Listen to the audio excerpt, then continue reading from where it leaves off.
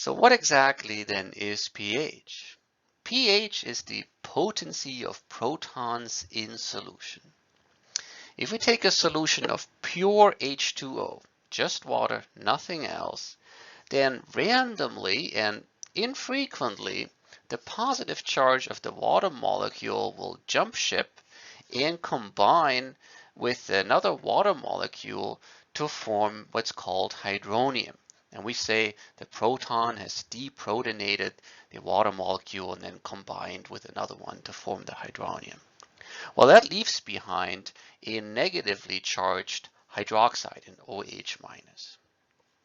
So to put this in a formula, we could say that 2H2O continuously form into hydronium and hydroxide, and the reaction also goes in reverse. So there's a constant deprotonation and then reforming of water molecules going on.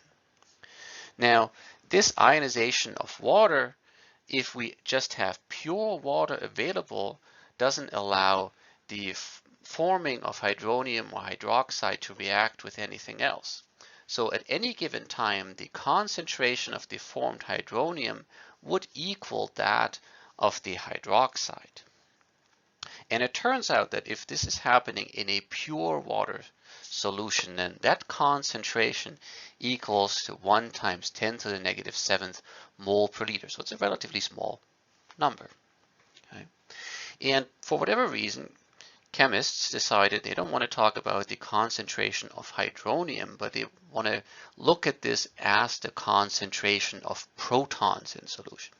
But it's sort of important to remember here that there actually aren't any free protons in solution, but they would show up in the form of a hydronium. Well, we can take this concentration, the 1 times 10 to the negative 7 moles per liter, and we take the negative log of that. So somebody decided that was a good idea, and if you do that, it turns out that that is 7. And we more or less arbitrarily then defined, we being chemists, that this concentration of hydronium or hydroxide in a solution of just pure water corresponding to a pH equal to 7 is defined as neutral. And then everything else gets referenced back to that neutral stage. So we can generalize what we've learned about pH, and that pH is the negative log of the concentration of hydronium in solution, and we look at this as the negative log of the concentration of protons. The pH scale then tells us something about whether we have a relatively higher concentration of protons or hydroniums, or relatively lower concentration with respect to the neutral condition.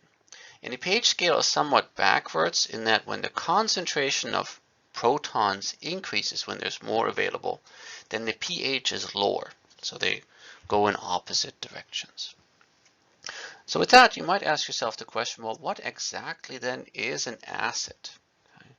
So if we look at the following reaction where we have hydrogen chloride reacting with water to basically dissociate into a hydronium and a chloride ion, then here the hydrogen chloride is the one that donates a proton.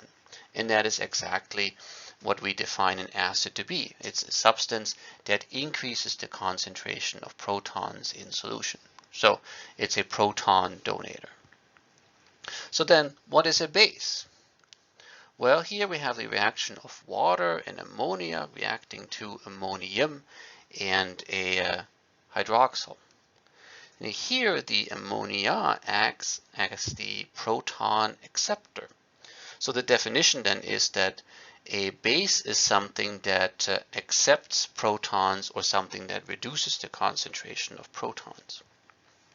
Well, if you look at both of these reactions, you'll see that, well, actually there was a base and an acid in both of those reactions.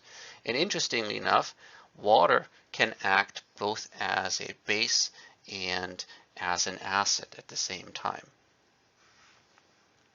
So then back to the question of what exactly is pH?